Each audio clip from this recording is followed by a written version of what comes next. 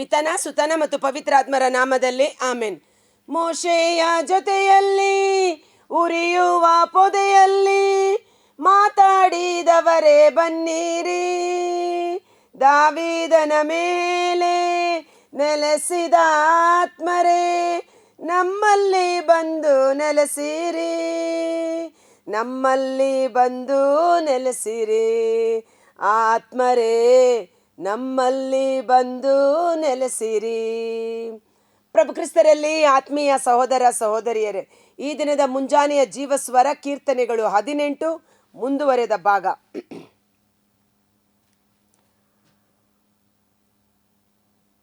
41, 42. ಎದೆ ಗುಂದಿದವರಾದರೂ ಆ ವಿದೇಶಿಯರು ತಮ್ಮ ಕೋಟೆಯಿಂದ ನಡುಗುತ್ತಾ ಹೊರಬಂದರು. ಸರ್ವೇಶ್ವರನು ಚೈತನ್ಯ ಸ್ವರೂಪನು.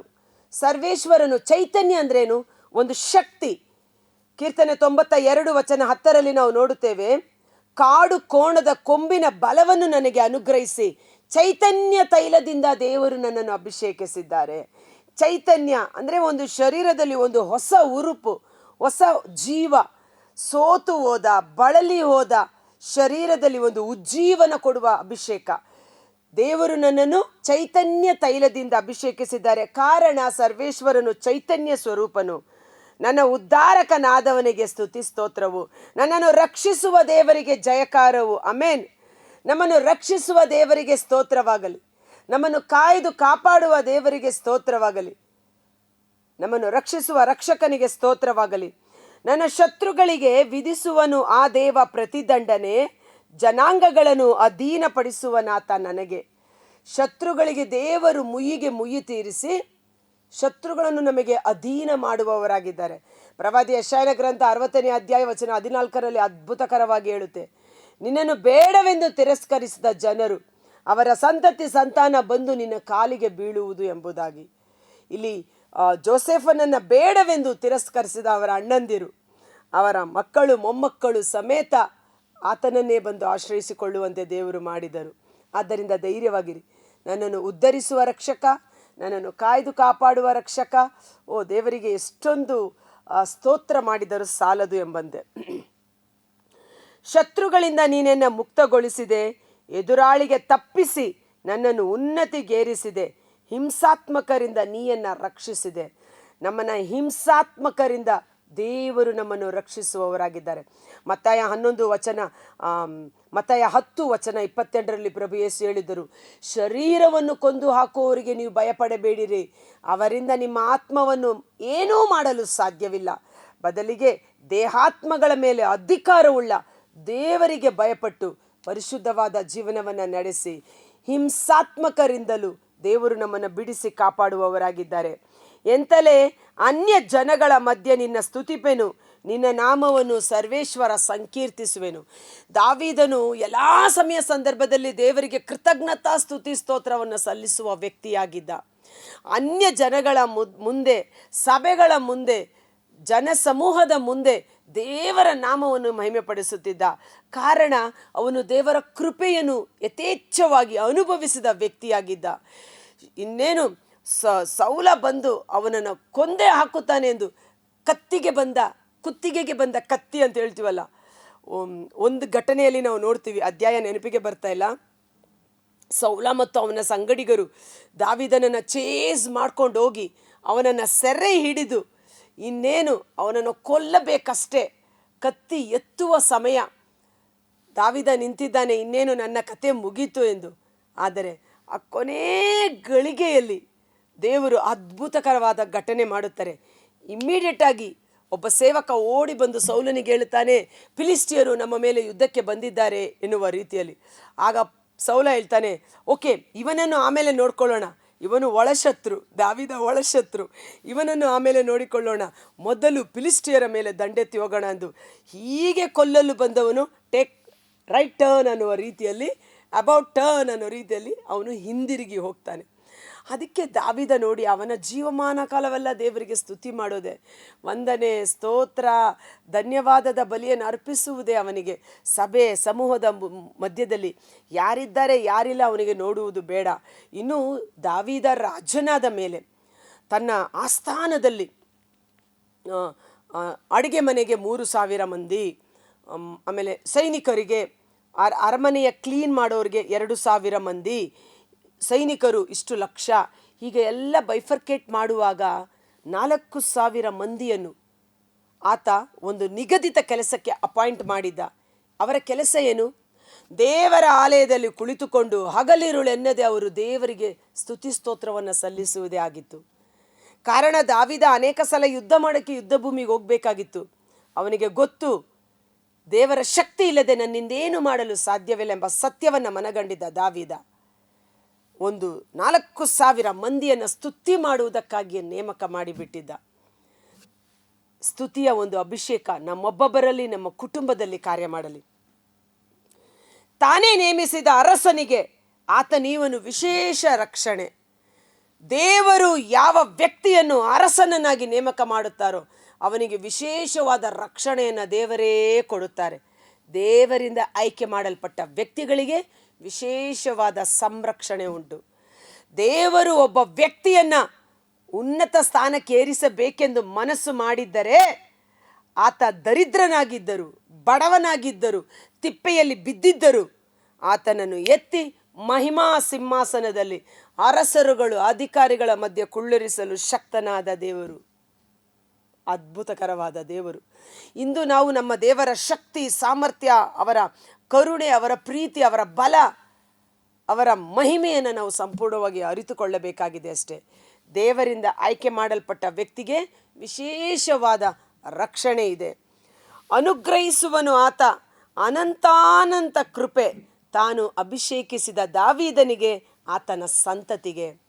ದೇವರು ಯಾರನ್ನು ಅಭಿಷೇಕಿಸುತ್ತಾರೋ ಅವನಿಗೆ ಮಾತ್ರವಲ್ಲ, ಅವನ ಸಂತತಿ ಸಂತಾನಕ್ಕೆ ಅನಂತಾನಂತ ಅಂದ್ರೇನು? ಕೊನೆಯಿಲ್ಲದ, ಲೆಕ್ಕವಿಲ್ಲದ ಕೃಪೆಯನ್ನು ಸುರಿಸುವವರಾಗಿದ್ದಾರೆ.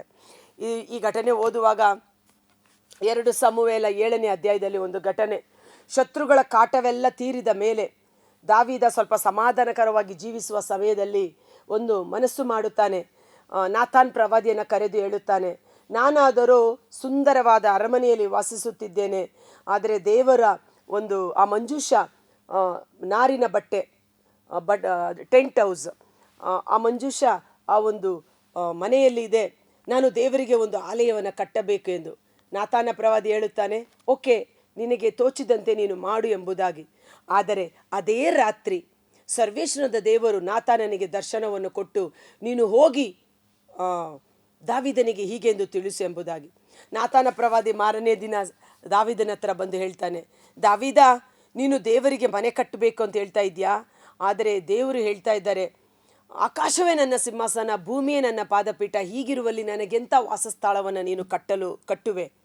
ಆದರೆ ದೇವರಿಗಾಗಿ ಒಂದು ಆಲಯವನ್ನು ಕಟ್ಟಬೇಕೆಂದು ನೀನು ಮನಸ್ಸು ಮಾಡಿದ ಕಾರಣ ದೇವರು ನಿನಗೆ ಒಂದು ಮನೆತನವನ್ನು ಕೊಡ್ತಾರೆ, ಆ ಮನೆತನವನ್ನು ಆಶೀರ್ವದಿಸುತ್ತಾರೆ. ನಿನ್ನ ಸಿಂಹಾಸನ ಶಾಶ್ವತವಾದುದು, ನಿನ್ನ ರಾಜ್ಯಭಾರ ಶಾಶ್ವತವಾಗಿರುತ್ತದೆ ಎಂಬುದಾಗಿ. ಈ ಮಾತುಗಳನ್ನು ಕೇಳಿದ ದಾವೀದ ಬಹಳ ದುಃಖ, ಸಂತೋಷ. 2 ಸಮುವೇಲ 7:18. ಬಳಿಕ ದಾವೀದನು ಸರ್ವೇಶ್ವರನ ಸನ್ನಿಧಾನಕ್ಕೆ ಹೋಗಿ ಅಲ್ಲಿ ಕುಳಿತುಕೊಂಡು, ಹೇ ಸರ್ವೇಶ್ವರ, ತಾವು ನನ್ನನ್ನು ಇಷ್ಟು ಮುಂದಕ್ಕೆ ತರಲು ನಾನು ಎಷ್ಟರವನು, ನನ್ನ ಕುಟುಂಬ ಎಷ್ಟರದು. ನನ್ನನ್ನು ಕರುಣಿಸಿದ್ದು ಮಾತ್ರ ಸಾಲದೆ ನನ್ನ ಬಹುದೂರದ ಸಂತತಿ ಸಂತಾನದ ಮೇಲೆ ನಿನ್ನ ಕೃಪೆಯನ್ನಿಟ್ಟು ಅವರನ್ನೂ ಆಶೀರ್ವಾದ ಮಾಡಿದ್ದೀಯಲ್ಲ. ನನಗಾಗಿ ಒಂದು ಮನೆತನವನ್ನು ಸ್ಥಾಪಿಸಿಕೊಟ್ಟು ನನ್ನ ರಾಜ್ಯಭಾರವನ್ನು ಸ್ಥಿರಪಡಿಸಿದಿ. ದಾವೀದನ ರಾಜ್ಯಭಾರ ಶಾಶ್ವತವಾದುದು. ಅದಕ್ಕಾಗಿ ದಾವೀದನ ಕುಲಪುತ್ರನಾಗಿ ಪ್ರಭು ಯೇಸು ಜನಿಸಿ ಬಂದು ದಾವೀದನ ಸಿಂಹಾಸನದಲ್ಲಿ ಕುಳಿತುಕೊಂಡು ದಾವೀದನ ರಾಜ್ಯವನ್ನು ಮುನ್ನಡೆಸಿದರು ಎಂಬುದಾಗಿ ನಾವು ಲೂಕನು ಬರೆದ ಶುಭ ಸಂದೇಶ 1:34 ನಾವು ನೋಡ್ತೇವೆ.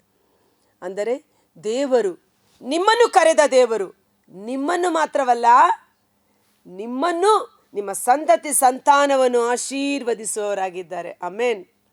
ಅದ್ಭುತಕರವಾದ ಒಂದು ಅನುಭವ. ಕೊನೆಯ ವಾಕ್ಯದಲ್ಲಿ ಹೇಳ್ತಾನೆ, 2 ಸಮುವೇಲ 7:27. ಸರ್ವಶಕ್ತನಾದ ಸರ್ವೇಶ್ವರ ಇಸ್ರಾಯೇಲ್ ದೇವರೇ, ತಾವು ತಮ್ಮ ದಾಸನಿಗೆ ನಾನು ನಿನಗೊಂದು ಮನೆತನವನ್ನು ಕಟ್ಟುವೆನು ಎಂದು ವಾಗ್ದಾನ ಮಾಡಿದ್ದೀರಿ. ಆದ್ದರಿಂದಲೇ ಈ ಪ್ರಕಾರ ನಿಮ್ಮನ್ನು ಪ್ರಾರ್ಥಿಸುವುದಕ್ಕೆ ಧೈರ್ಯಗೊಂಡೆ. ಸರ್ವೇಶ್ವರ, ನೀವು ನಮ್ಮ ದೇವರು, ನಿಮ್ಮ ವಾಕ್ಯ ಸತ್ಯವಾದುದು. ತಮ್ಮ ದಾಸನಾದ ನನಗೆ ಇಂಥ ಶ್ರೇಷ್ಠ ವಾಗ್ದಾನ ಮಾಡಿದ್ದೀರಿ. ನಿಮ್ಮ ದಾಸನ ಮನೆತನವನ್ನು ಆಶೀರ್ವದಿಸಿರಿ, ಸದಾಕಾಲ ನಿಮ್ಮ ಅನುಗ್ರಹ ಅದರ ಮೇಲಿರಲಿ ಎಂಬುದಾಗಿ. ಒಂದು ಕ್ಷಣಕಾಲ ನಾವು ನಮ್ಮ ಕಣ್ಗಳನ್ನು ಮುಚ್ಚೋಣ. ಕರ್ತರಾದ ಯೇಸುವೇ, ಮುಂಜಾನೆ ಜೀವಸ್ವರವನ್ನು ಆಲಿಸುತ್ತಿರುವ ಪ್ರತಿಯೊಬ್ಬ ಸಹೋದರ ಸಹೋದರಿ ಅವರ ಕುಟುಂಬಗಳನ್ನು ನಿಮ್ಮ ಬಲಾಢ್ಯವಾದ ಗಾಯಗೊಂಡ ಕರಗಳಿಗೆ ಸಮರ್ಪಿಸುತ್ತೇನೆ. ಸರ್ವೇಶ್ವರ ತಾನು ನೇಮಕ ಮಾಡಿದ ಅರಸನಿಗೆ ವಿಶೇಷವಾದ ಸಂರಕ್ಷಣೆಯನ್ನು ನೀಡುವರು. ಕೀರ್ತನೆ 113:8-9 ದರಿದ್ರರನ್ನು ಧೂಳಿನಿಂದ ತೆಗೆದು, ಬಡವರನ್ನು ತಿಪ್ಪೆಯಿಂದ ತೆಗೆದು, ಅಧಿಕಾರಿಗಳೊಡನೆ ಮಹಿಮಾ ಸಿಂಹಾಸನದಲ್ಲಿ ಕುಳ್ಳಿರಿಸಲು ಶಕ್ತನಾದ ದೇವರು, ನಿಮಗೆ ಕೋಟಿ ಕೋಟಿ ಕೃತಜ್ಞತಾ ಸ್ತುತಿ ಸ್ತೋತ್ರಗಳನ್ನು ಸಲ್ಲಿಸುತ್ತೇವೆ. ದಾವೀದನ ಮನೆತನವನ್ನು ಆಶೀರ್ವಾದ ಮಾಡಿದ ರೀತಿಯಲ್ಲಿ ಯೇಸು ಎಂಬ ನಾಮದ ನಿಮಿತ್ತ ಯೇಸುವಿನ ಮಕ್ಕಳಾಗಿರುವ, ಯೇಸುವಿನ ಸಂತತಿ ಸಂತಾನವಾಗಿರುವ ನಮ್ಮನ್ನು, ನಮ್ಮ ಕುಟುಂಬಗಳನ್ನು, ನಮ್ಮ ಸಂತತಿ ಸಂತಾನಗಳನ್ನು ನಿಮ್ಮ ಕೃಪಾಶೀರ್ವಾದಗಳಿಂದ ಅಭಿಷೇಕ ಮಾಡಿರಿ. ನಾವು ಆಶೀರ್ವಾದ ಹೊಂದುವುದು ನಮ್ಮ ಸ್ವಂತ ಸತ್ಕಾರ್ಯಗಳಿಂದ ಅಲ್ಲ, ಅದರಿಂದ ಮಾತ್ರ ಅಲ್ಲ, ಸತ್ಸಂಬಂಧದ ಮೂಲಕ.